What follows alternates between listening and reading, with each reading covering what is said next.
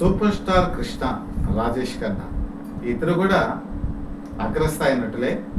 వాళ్ళిద్దరి మధ్య చాలా పోలికలు ఉన్నాయి. సూపర్ స్టార్ కృష్ణ 23 సంవత్సరాల వయసులో తెలుగు సినిమా ఇండస్ట్రీలో తేనె మనసులు అనే సినిమా ద్వారా ప్రవేశించారు. రాజేష్ ఖన్నా 24 సంవత్సరాల వయసులో సినిమా రంగంలోకి ప్రవేశించారు. 28 సంవత్సరాల వయసులో మోసగాళ్ళకి మోసగాడు కృష్ణకి రిలీజ్ అయ్యి తెలుగు సినిమా ఇండస్ట్రీని ఏలేశారు. కరెక్ట్గా 28 సంవత్సరాల వయసులోనే రాజేష్ ఖన్నా కూడా హిందీలో సూపర్ స్టార్ అయ్యారు. మొట్టమొదటి సూపర్ స్టార్ హిందీలో ఆయనే. అలాగే అసలు ఆరాధన ఈ సినిమా నుంచి మొదలు పెట్టుకుంటే రాజేష్ ఖన్నాకి కిషోర్ కుమార్ సింగర్, వీళ్ళిద్దరి మధ్య చాలా అవినాభావ సంబంధం ఏర్పడింది. అది ఎంతవరకు అంటే చివరి వరకు. ముందుగా కిషోర్ కుమార్ మరణించారు, అప్పటి వరకు కూడా వాళ్ళిద్దరి మధ్య చాలా అనుబంధం ఉంది. అసలు రాజేష్ ఖన్నా అంటే కిషోర్ కుమార్ తన టోన్ మార్చి ఆయనకు అనుగుణంగా పాడేవాడు. అందరికీ పాడేవాడు ఆయన, కానీ మనసు పెట్టి పాడేవాడు ఆయన. దాంతో రాజేష్ ఖన్నా, కిషోర్ కుమార్ ఈ సాంగ్స్ అంటే అందరూ కూడా చెవి కోసుకునేవాళ్ళు, ఆ పాటల్ని మరీ మరీ వినేవాళ్ళు. మ్యూజికల్ రీల్స్ వీళ్ళిద్దరి మధ్య చాలా ఉన్నాయి. ముఖ్యంగా 1970 నుంచి మొదలు పెట్టుకుంటే, యాక్చువల్గా 69లో ఆరాధన రిలీజ్ అయింది. అప్పటి నుంచి కనుక తీసుకుంటే 79, 80 వరకు కూడా ఎంతో మొదలైన పాటలు వీళ్ళిద్దరు ఇచ్చారు. అలాగే తెలుగు సినిమా ఇండస్ట్రీలో సూపర్ స్టార్ కృష్ణకి, ఎస్పి బాలసుబ్రహ్మణ్యంకి మధ్య చాలా అవినాభావ సంబంధం ఉంది. ఒకనొక టైంలో అసలు బాలసుబ్రహ్మణ్యంకి ఎవరు సినిమాలు ఇచ్చేటువంటి పరిస్థితి లేకపోతే కృష్ణే అవకాశాలు కల్పించారు. తన సినిమాల్లో అన్ని చేత బాలు చేత పాడించారు. 1970s నుంచి 1980s వరకు ఒక దశాబ్ద కాలం కనుక మనం చూసుకుంటే ఎన్నో మ్యూజికల్ హిట్స్ ఉన్నాయండి. అద్భుతమైన పాటలు వచ్చాయి. బాలసుబ్రహ్మణ్యం అసలు కృష్ణే పాడుతున్నారా అన్నట్టుగా మధురమైన పాటలు ఎన్నో పాడారు. ఇది తెలుగు సినిమా ఇండస్ట్రీలో ఒక నూతన వరవడికి దారి తీసింది అని చెప్పాలి. అంత అనుబంధం ఉంది. మధ్యలో కొంత బ్రేక్ వచ్చిన 2 సంవత్సరాలు, ఆ బ్రేక్ వచ్చినప్పుడు కూడా వాళ్ళిద్దరు మాట్లాడుకునేవాళ్ళు మనసు వెప్పి. బాలసుబ్రహ్మణ్యం మరణించేంత వరకు కూడా సూపర్ స్టార్ కృష్ణతో మంచి అనుబంధం ఉంది. అదే అనుబంధం కిషోర్ కుమార్తో రాజేష్ ఖన్నా మెయింటైన్ చేశారు. అలాగే ముంతాజ్తో కలిసి రాజేష్ ఖన్నా సినిమాలు నటిస్తే ఆ సినిమాలన్నీ కూడా సూపర్ డూపర్ హిట్. అసలు రాజేష్ ఖన్నా, ముంతాజ్ స్క్రీన్ మీద కనపడితే అసలు ఆ జంటను చూడటానికి ఎగపడేవాళ్ళు నార్త్ ఇండియాలో. అలాగే తెలుగు సినిమా ఇండస్ట్రీకి వచ్చేప్పటికి సూపర్ స్టార్ కృష్ణ, జయప్రద వీళ్ళిద్దరు కాంబినేషన్ చాలా హిట్ పేరు.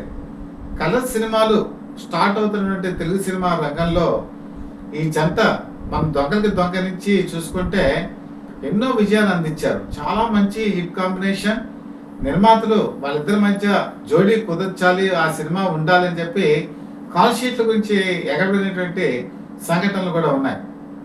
అది కూడా ఆపోలికి కూడా ఉంది. అయితే ఇక చాలా మందికి ఒక విషయం చెప్పాల్సింది ఏంటంటే, రాజేష్ ఖన్నా ఆ రోజు అమ్మాయిల కళ్ళు రాకుమారుడు. చాలా మంది అమ్మాయిలు ఆయన ఫోటోని పెళ్లాడేవాళ్ళు, ఆయన కారు కనుక ఆపితే దాన్ని ముద్దు పెట్టుకునేవాళ్ళు, ఆయన స్క్రీన్ మీద కనుక కనపడితే కేరింతలు కొట్టేవాళ్ళు. నిజంగా చెప్పాలంటే యాక్షన్ సినిమాలు ఎన్నో చేశారు సూపర్ స్టార్ కృష్ణ. అలాగే ఆయన ఎన్నో ప్రేమికుడిగా కూడా అనేక పాత్రలు ధరించారు. ఒక పక్క రైతు పాత్రలు కూడా ఆయన వేశారు. అయితే సినిమా హీరోకి జనరల్గా ఫాలోయింగ్ అనేది ఉంటుంది. Mass following, class following. Super స్టార్కి 70 నుంచి 80 దశకం మధ్య లేడీస్ ఫాలోయింగ్ చాలా ఎక్కువగా ఉండేది. చాలా మందికి ఈ విషయం గుర్తించరు, కానీ ఆ రోజు టీనేజ్గా ఉండే యువతులు అందరూ కూడా కృష్ణ అంటే చాలా అభిమానించేవాడు. కృష్ణ చాలా కుటుంబ కథా చిత్రాలను నటించారు. ఆ కుటుంబ కథా చిత్రాలన్నీ కూడా ప్రేక్షకులను ఆకట్టుకునేవి, ముఖ్యంగా లేడీస్ని కూడా. ఆ రోజుల్లో విజయ్ చిత్ర అని చెప్పి ఒక మ్యాగజైన్ వచ్చేది. అలాగే సినిమా రంగం ఇలాంటివన్నీ కూడా వచ్చేవి. అందులో ఫ్రంట్ పేజ్, కవర్ పేజ్ కనుక కృష్ణ ఫోటో కనుక వేస్తే అభిమానులు ఎలాగో దాచుకునేవాళ్ళు, కానీ ఆ రోజు కాలేజీలో చదువుకునేటువంటి ఆడవాళ్ళు కూడా ఆ కట్టింగ్లో పెట్టి దాని ఫ్రేమ్ కట్టించి దాచుకునే సందర్భాలు ఎన్నో ఉన్నాయి. ఆ విధంగా ఆ రోజు అమ్మాయిల కళల రాకుమారుడు సూపర్ స్టార్ కృష్ణ. వీళ్ళిద్దరూ ఎన్నో రకాలైనటువంటి సూపర్ హిట్స్ ఇచ్చారు, సినిమా ఇండస్ట్రీని ఏలేరు. వీళ్ళ వ్యక్తిగతమైన విషయాలకు వచ్చేప్పటికి మాత్రం కొన్ని తెలియని విషయాలు మీకు తెలియజేస్తాను. చాలా మందికి రాజేష్ ఖన్నా దాతృత్వం అనేది తెలియదు. రాజేష్ ఖన్నా చాలా మంచి మృదు స్వభావి, ఎదురువాళ్ళ కష్టాలను అర్థం చేసుకునే వ్యక్తి. ఆయన ఢిల్లీలో ఉన్నప్పుడు ఆయన దగ్గర ఒక పని మనిషి పనిచేసేది. ఇంటి పనుల దగ్గర నుంచి అన్నీ కూడా ఆవిడే చూసుకునేది. కానీ ఆవిడకి హార్ట్ ప్రాబ్లం వచ్చింది. హార్ట్ ప్రాబ్లం వచ్చి ఆవిడ హాస్పిటల్లో జాయిన్ అవ్వాల్సిన పరిస్థితి వస్తే ఢిల్లీలో ఒక ప్రముఖమైన హాస్పిటల్కి ఆయన ఫోన్ చేసి ఆ సర్వెంట్ని అందులో జాయిన్ చేశారు. అక్కడ వాళ్ళకి ఏం చెప్పారంటే, ఏ బిల్లు కట్టాల్సి వచ్చినా నేనే కడతాను అని చెప్పేసి భరోసా ఇవ్వడంతో కాస్ట్లీ ట్రీట్మెంట్ జరిగింది. ఆ బిల్స్ అన్ని ఆయనే పే చేశారు. బైపాస్ సర్జరీ కూడా విజయవంతమైంది. అయిన తర్వాత డాక్టర్స్ చెప్పిన సలహా ఏంటంటే 6 నెలల పాటు ఆవిడ విశ్రాంతి తీసుకోవాలి, ఏ పని చేయకూడదు. ఈ విషయం రాజేష్ ఖన్నా దీర్ఘ ఆలోచనలోకి వెళ్ళిపోయారు. చాలాసేపు ఆలోచించారు. రాత్రి 2 గంటలకు ఆయన ఒక నిర్ణయం తీసుకున్నారు. తన సన్నిహిత మిత్రుడైనటువంటి భూపేష్ వదంగనికి రాజకీయ సలహాదారు కూడా ఆయనకు ఫోన్ చేశారు. ఇంత రాత్రి కాకా అంటే జనగా రాజేష్ ఖన్నాని కాకా అని చెప్పి పిలుస్తారు. కాకా ఈ టైంలో ఫోన్ చేశారు అంటే చెప్పి ఆయన ఫోన్ లిఫ్ట్ చేశారు. అర్జెంటుగా నువ్వు బయలుదేరి రావాలని చెప్పి చెప్పడంతో ఏం జరిగి ఉంటుంది అని చెప్పి కంగారు పడుతూ ఆయన బయలుదేరారు. మళ్ళీ ఆయన ఫోన్ చేసి జిప్సీని కూడా నీ వెంట తీసుకురా అని చెప్పి చెప్పారు. అసలు జిప్సీ ఎందుకు తెమ్మన్నారు, అర్ధరాత్రి ఎందుకు వెళ్లాల్సి వస్తుంది ఎవరికీ తెలియదు, భూపేష్కి అంతకన్నా తెలియదు. సరే ఈ జిప్సీ పెట్టుకొని వెళ్ళాడు. వెళ్ళంది రాజేష్ ఖన్నా కారిడార్లో ఈయన గురించి వెయిట్ చేస్తున్నారు. వెంటనే అతనితో పాటు బయలుదేరి ఇక్కడ షాపింగ్ మాల్ ఏదైనా ఉంటే తీసుకెళ్ళి అని చెప్పి చెప్పారు. అప్పటికి కరెక్ట్గా తెల్లవారుజామున 3 అవుతోంది. ఈ టైంలో అసలు ఎక్కడుంటాయి షాపింగ్ మాల్స్, ఏమి ఉండవు కదా అని అనే ధైర్యం కూడా భూపేష్కి లేదు. అలా వెతుక్కుంటూ వెళ్తే ఒక షాపింగ్ మాల్ 24 అవర్స్ ఉండేటువంటి షాపింగ్ మాల్ కనపడింది. అందులోకి రాజేష్ ఖన్నా వెళ్ళి అనేక రకాలైనటువంటి సామాన్లు కొన్నారు. అందులో వంట సామాగ్రికి సంబంధించిన రైస్ కానీ, పప్పులు కానీ, ఉప్పులు కానీ, లేకపోతే గోధుమ పిండి కానీ, ఇలాగా ఒక 6 నెలలకి సరిపడేవన్నీ కూడా ఆయన కొనేసాడు. ఆయన కొనేసి అవన్నీ ప్యాక్ చేయించి ఆ షాప్ వాళ్ళు కూడా రాజేష్ ఖన్నా తెలుసు కాబట్టి అన్ని కూడా జిప్సీలో పెట్టించారు. ఆ జిప్సీని తీసుకొని వాళ్ళు బయలుదేరారు. ఒక అడ్రస్ చెప్పడంతో అక్కడికి భూపేష్ తీసుకెళ్ళాడు. అడ్రస్ ఎవరో కాదు, తన దగ్గర పనిచేసేటువంటి సర్వెంట్. ఆవిడ బైపాస్ సర్జరీ జరిగి రెస్ట్ తీసుకుంటున్నారు. ఈ సామాగ్రి అంతా కూడా వాళ్ళు ఇట్లా పెట్టించారు. ఇది అయ్యేటప్పటికంటే దాదాపుగా తెల్లవారుజామున 5 గంటలైంది. అంటే ఆ రోజు చూడండి, రాజేష్ ఖన్నా ఆ రాత్రి ఏదైతే డెసిషన్ తీసుకున్నారో ఆ డెసిషన్ ఇమీడియట్ గా ఇంప్లిమెంట్ చేశారు. తన దగ్గర పనిచేసే వాళ్ళు ఎవరో కూడా ఇబ్బంది పడకూడదు అని చెప్పేసి ఆయన ఆలోచన. ఆయన దగ్గర ఒక మేనేజర్ పనిచేసేవారు ప్రశాంత్ అని చెప్పేసి. సూపర్ స్టార్ గా ఆయన వెతుకుతున్న కాలంలో ఆయనతో పాటు సన్నిహితంగా ఉండేవాళ్ళు, ఆయన కళ్ళలో కళ్ళుగా ఉండేవాళ్ళు, నమ్మకమైన మనిషి. ఎన్నో చేదోలు బాదోలు కార్యక్రమాలు ఆయన ఉన్నారు ప్రశాంత్. ఒకనొక టైంలో రాజేష్ ఖన్నా ఈ సిబ్బందిని మెయింటైన్ చేయడం చాలా కష్టమైపోయింది. దాంతో ప్రశాంతం కూడా భరించలేనటువంటి పరిస్థితికి వచ్చారు. కానీ వెళ్ళమని చెప్పి అనలేరు. ఒకరోజు కన్నీళ్లతో చెప్పారు, నా దగ్గర పనిచేయడానికి అవకాశం లేదు, ఎక్కడైనా చూసుకో అని చెప్పి. ఆ మాట చెప్పడానికి కూడా ఆయన చాలా ఇబ్బంది పడ్డారు. బ్యాంకులో ఆయన ఒక 6 నెలలకి సరిపడా అమౌంట్ని డిపాజిట్ చేశారు. చివరికి సల్మాన్ ఖాన్ దగ్గరికి వెళ్ళి ప్రశాంత్ జాయిన్ అవ్వడం జరిగింది. ఆ తర్వాత కాలంలో కూడా ప్రశాంత్ చాలాసేపు ఆయన మాట్లాడేవారు. ఆయన కుటుంబ పరిస్థితి ఎలా ఉంది, ఆర్థిక పరిస్థితి ఎలా ఉందో తెలుసుకునేవారు. ఇదండి ఆ రాజేష్ ఖన్నాకు ఉండే ఔదార్యం. అదే ఔదార్యం సూపర్ స్టార్ కృష్ణ కూడా ఉంది. ఆయన పిఆర్ఓ జేబీవి శర్మ అని చెప్పి ఉండేవారు. మాకు ఆయన చాలా సన్నిహిత మిత్రులు. ఆయన ఈయనలో పనిచేసేవాళ్ళు, ఈయనలో మంచి పొజిషన్లో ఉండేవాళ్ళు ఆయన. కానీ కృష్ణ మనసు, మంచితనం ఇవన్నీ చూసి ఆ ఉద్యోగాన్ని వదిలిపెట్టి కృష్ణ దగ్గర పిఆర్ఓ కింద జాయిన్ అయ్యారు. జాయిన్ అయిన తర్వాత ఆయనతో చాలా సంవత్సరాల పాటు ప్రయాణం చేశారు. ఆయన పరిస్థితి తెలుసుకున్నటువంటి సూపర్ స్టార్ కృష్ణ తన అబ్బాయి అయినటువంటి రమేష్ బాబు, విజయ నిర్మల, మహేష్ బాబుతో చెప్పి ఒక ఇల్లు కట్టుకోవాలి, ఒక అపార్ట్మెంట్ కొనివ్వాలని చెప్పి వాళ్ళు అటు ఒక ఆర్థికమైనటువంటి సహాయాన్ని అందజేశారు. కొంత లోన్ పెట్టుకుని జేపీ శర్మ ఒక అపార్ట్మెంట్ కూడా కొనుక్కోవడం జరిగింది. వాళ్ళ అమ్మాయి పెళ్లి చేశారు. ఒక అబ్బాయి ఉంటే అబ్బాయి లండన్ వెళ్ళాడు. ఇప్పుడు లండన్లో కూడా సెటిల్ అవ్వడం జరిగింది. వాళ్ళు అపార్ట్మెంట్ కొనుక్కున్న తర్వాత సత్యనారాయణ స్వామి వ్రతం చేసుకుంటున్నప్పుడు శర్మ గారు పిలిచారు, ఏమంటే మీరు తప్పకుండా మా ఇంటికి రావాలంటే ఆ కోరిక మన్నించి అప్పటికి ఆ విజయమని లేరు, ఆయనే వచ్చి ప్రసాదం అనేది తీసుకొని వెళ్ళారు. అదండి కృష్ణ కూడా తను ఎవరైతే నమ్ముకొని ఈనాడుని వదిలి వచ్చేటువంటి వ్యక్తికి చివరికి ఒక అపార్ట్మెంట్ కొని ఆయన సెటిల్ అవ్వటం తన కళ్ళారా చూశారు. అదే అనుకున్నటువంటి గొప్పతనం. కృష్ణ విజయనిర్మల ఇద్దరు ఒకటే. వాళ్ళు ఏంటంటే ఒకరి మాట ఒకళ్ళు కాదనుకోరు, ఒకళ్ళ మాటను ఒకళ్ళు గౌరవించుకుంటారు. ఒకరికి తెలియకుండా ఒకళ్ళు ఎప్పుడో ఒకటి ఏ పని చేయరు. ఇంకా విజయనిర్మల మరణిస్తారు, ఇంకా దాదాపు ఇంకా దగ్గర కాక కొద్ది నెలలు మాత్రమే అనుకున్నప్పుడు విజయనిర్మలకు కూడా తెలుసు తన ఆరోగ్య పరిస్థితి బాగాలేదు, అతి తక్కువ కాలంలోనే తను మరణిస్తానని చెప్పేసి.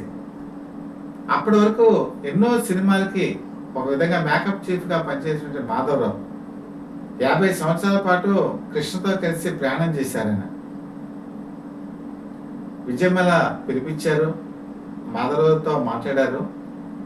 నేను జీవిత చర్మాంకంలో ఉన్నాను, మీరు నాతో పాటు చాలా సినిమాల్లో పనిచేశారు, ఇంతకాలం ప్రయాణం చేశారు, మీకు ఏమైనా ఇబ్బందులు ఉన్నాయని చెప్పి ఆవిడ అడగటం జరిగింది. అడిగితే అమ్మ ఏం లేదు, నేను ఇల్లది కట్టుకున్నాను, కొన్ని లోన్స్ పే చేయవలసిన అవసరం ఉందంటే ఎంత అమౌంట్ అని అడిగారు. 10 లక్షల వరకు ఉంటుంది అని చెప్పి చెప్పడంతో వెంటనే 10 లక్షల రూపాయలు చెక్ రాసి ఇచ్చేశారు. కృష్ణ కూడా తెలిసి విషయం, ఆయన కూడా వెనకాల నుంచి సపోర్ట్ ఉంది. ఆ 10 లక్షల రూపాయలు ఆయన తర్వాత ఆ లోన్ని క్లియర్ చేసుకోవడం కూడా జరిగింది. అంతే కదండి, కృష్ణ మాధవరావుతో ఎన్నైనటువంటి సలహాలు ఇచ్చేవాడు ఫైనాన్షియల్గా. ఆయన ఒక పెద్ద ఫామ్ హౌస్ కట్టేటప్పుడు ఒక 10 ఎకరాలు అప్పటికి చాలా చీప్గా ఉంది హైదరాబాద్లో, నానక్రామ్ కూడా చెప్పారు, ఇక్కడ నువ్వు తీసుకో తక్కువ రేటుకి వస్తుంది అని చెప్పి అన్నా కూడా కొన్ని కారణాల వల్ల మాధవరావు తీసుకోలేకపోయారు.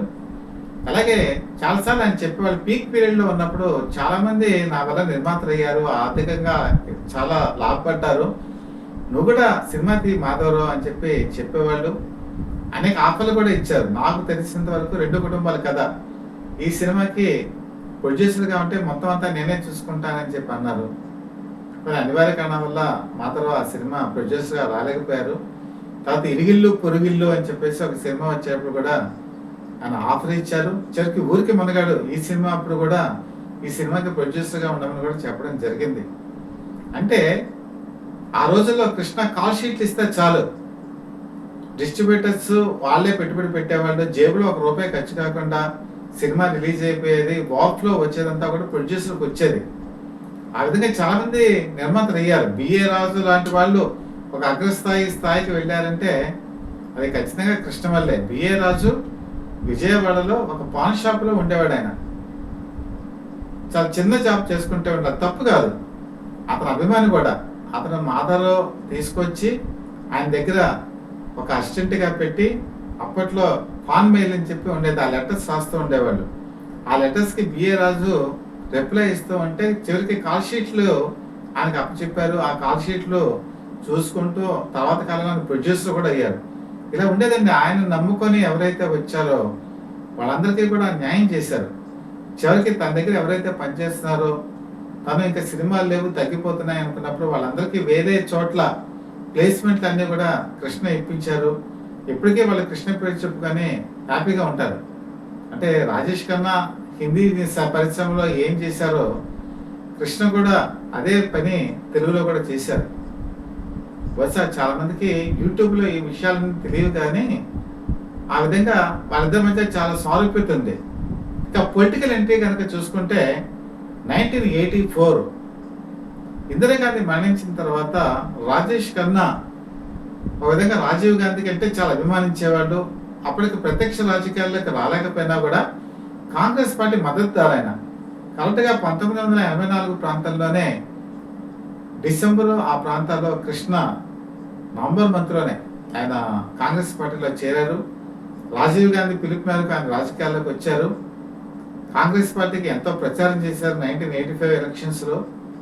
ఆ తర్వాత కాలంలో 1989లో ఆయన పార్లమెంట్కి ఏలూరు నుంచి కూడా ఎలక్ట్ అవ్వడం జరిగింది. ఆ పార్లమెంట్ కేవలం ఒక 1.5 year కూడా లేదండి. ఆ 1.5 year ఉన్న ఆ పార్లమెంట్ సెక్షన్లో ఆయన పార్లమెంట్ మెంబర్గా ఉన్నారు. ఏలూరులో బోళ్ళ బుల్రామయ్య మీద ఆయన గెలుపొందారు. తర్వాత ఎలక్షన్స్లో ఆయన ఓడిపోవడం జరిగింది. అప్పటికి రాజీవ్ గాంధీ చనిపోయారు. రాజీవ్ గాంధీ ఒక విధంగా చెప్పాలంటే రాజకీయాల్లో తనకు ఒక స్ఫూర్తి, ప్రేరణ. కృష్ణ చాలా బాధపడ్డారు. రాజీవ్ గాంధీ లేని ఈ రాజకీయాలు ఎందుకు అని చెప్పి అనుకుని రాజకీయాల నుంచి పక్కకి తప్పుకున్నారు. క్రియాశీలకంగా లేరు. కానీ ఆయన మాత్రం కాంగ్రెస్ పార్టీలోనే ఉన్నారు. ఏ పార్టీలో కూడా ఆయన జాయిన్ అవ్వాల. అలాగే రాజేష్ ఖన్నా కూడా 1984లో మద్దతుదారుగా ఉంటూ కాంగ్రెస్ పార్టీకి సపోర్ట్ ఇచ్చారు. అమితాబ్ బచ్చన్ ఒక విధంగా రాజీవ్ గాంధీకి చిన్ననాటి స్నేహితులు. కానీ వాళ్ళిద్దరి మధ్య కూడా కొంత అభిప్రాయ భేదాలు వచ్చాయి. 1991 ఆ ప్రాంతాలు వచ్చేప్పటికి రాజీవ్ గాంధీ అమితాబ్ బచ్చన్కి జోడీగా ఎవరు గ్లామర్ ఉందని చెప్పంటే అది రాజేష్ ఖన్నానే. సినిమాలు తగ్గినా కూడా ఆ రోజు భారతదేశంలో ఆయన ఆకర్షణస్ అయితే ఏమాత్రం కూడా తగ్గలేదు. అప్పుడు ఢిల్లీ నుంచి ఆయన పార్లమెంటు పోటీ చేయడానికి టికెట్ ఇచ్చారు. అవతల పక్క ఉన్నదేమో అద్వానీ. అద్వానీ పేరు ఆ రోజుల్లో మారుమోగుతోంది. ఎందుకంటే అప్పటికే రథయాత్ర అది పూర్తి చేశారు. వాళ్ళిద్దరి మధ్య చాలా గట్టి పోటీ వచ్చింది. చాలా మార్జిన్ ఓట్స్ అండి. ఒక 1500 ఓట్ల తేడాతో రాజేష్ ఖన్నా ఆ పార్లమెంట్ ఎలక్షన్స్ లో ఓడిపోయారు. కరెక్ట్గా అదే టైంలో రాజీవ్ గాంధీ మరణించారు. ఆయన కూడా అంతే. రాజీవ్ గాంధీ స్ఫూర్తితోనే ఆయన ముందుకు వెళ్ళేవారు. రాజీవ్ గాంధీ ఎప్పుడైతే పోయారో చాలా నిరాశకు వచ్చారు. కానీ ఆ తర్వాత ఒక సంవత్సరం తర్వాత మళ్ళీ పార్లమెంట్ ఎలక్షన్స్ జరిగినప్పుడు ఆయన ఢిల్లీ నుంచి మళ్ళీ పోటీ చేసి గెలుపొందారు. శత్రుఘ్న సిన్హా మీద ఆయన గెలిచారండి. 4 సంవత్సరాల పాటు పార్లమెంట్ మెంబర్గా ఉండి ఆయనకెందుకో రాజకీయాలు అంత స్ఫూర్తిగా అనిపించాల. రాజీవ్ గాంధీ లేని ఈ రాజకీయాలు ఎందుకని చెప్పేసి ఆయన కూడా విరక్తి చెంది ఆ తర్వాత కాలంలో రాజకీయాల నుంచి పక్కకు వచ్చారు. కృష్ణ కూడా అదే పరిస్థితి కదా. ఇద్దరి మధ్య ఆ సారూప్యత కూడా ఉంది. ఇక చివరి రోజులు కనుక చూసుకుంటే లాస్ట్ 3 years ఒక విధంగా చాలా బాధాకరంగానే ఇద్దరు జీవితాలు గడిచాయి. ఎందుకంటే అభిమానులు ఒకప్పుడు వెలుగుగా వచ్చేవాళ్ళు. చివరి రోజుల్లో రాజేష్ ఖన్నా కూడా ఒక నిర్లిప్తంగా గడిపేవారు. చుట్టూ సన్నిహితులు ఉన్నా కూడా నిర్వేదంగా గడిపేవారు. అలాగే సూపర్ స్టార్ కృష్ణ కూడా లాస్ట్ 3 years కనుక చూసుకుంటే విజయమర లేని లోటు ఆయన తీవ్రంగా బాధించేది. ఎవరైనా సన్నిహితులు కనుక వస్తే కళ్ళమ్మట నీళ్లు పెట్టుకునేవాళ్ళు, బాధపడేవాళ్ళు. కొంతమంది అయితే మేము వస్తే ఆయన కన్నీళ్ళు పెట్టుకుంటున్నారు, బాధపడుతున్నారని చెప్పి చూడటానికి కూడా జంకేవాళ్ళు. అలాంటి వాళ్ళలో చంద్రమోహన్ ఒకళ్ళు, కృష్ణరాజు ఒకళ్ళు, తర్వాత మాధవరావు. ఈయన కూడా వెళ్ళంగానే వాళ్ళు చూసి ఆయన కళ్ళమ్మటి నీళ్లు పెట్టుకుని విజయంలో గుర్తించుకునేవాళ్ళు. ఆ విధంగా చివరి కాలంలో ఒక విధంగా చెప్పాలంటే రాజేష్ ఖన్నా సన్నిహితులైన కుటుంబ సభ్యుల్ని దూరం చేసుకొని ఒంటరి జీవితం గడుపుతున్నా కూడా ఆయన కూడా బాధకు లోనయ్యేవాళ్ళు. తను సూపర్ స్టార్గా ఉన్నప్పుడు తన ఇంటికి ఎంతమంది జనాలు వచ్చేవాళ్ళు ఆలోచించేవాళ్ళు. ఆశీర్వాదులో ఆయన గేటు దగ్గర నిలబడి చాలాసేపు నిర్వేదంగా బయట వంక చూస్తూ ఉండేవాళ్ళు. ఎవరికైనా తప్పదండి. ఒక సూపర్ స్టార్ డమ్ సినిమాల్లో వచ్చినప్పుడు అభిమానులు వస్తారు, కోలాహలంగా ఉంటుంది. కానీ లాస్ట్ స్టేజ్ వచ్చేప్పటికి మనం చూసేవాళ్ళు చాలా తక్కువగా ఉంటారు. ఆ తక్కువగా ఉన్న వాళ్ళతోనే సాటిస్ఫాక్షన్ పొందాలి. కానీ కృష్ణ కూడా స్పోర్టివ్గా తీసుకునేవాళ్ళు. ఆ రోజు తన కొడుకైనటువంటి మహేష్ బాబు ఒక సూపర్ స్టార్గా వెలుగుతున్నందుకు ఆయన చాలా సంతోషపడ్డారు. ఏ సినిమా అయినా సరే ఆ సినిమా రిలీజ్ అయిన తర్వాత ఆ సినిమాని చూసి మహేష్ బాబు చెప్పేవాళ్ళు తన జడ్జిమెంట్ అంతా కూడా. అంత గొప్పగా గైడ్ లైన్స్ ఆయన ఇచ్చేవాళ్ళు. ఆ విధంగా ఇద్దరు సూపర్ స్టార్లు కూడా ఒకే రకమైనటువంటి పద్ధతుల్లో జీవితంలోకి ముందుకెళ్లారు. వాళ్ళని ఎప్పుడూ కూడా ఎవరు మర్చిపోరు.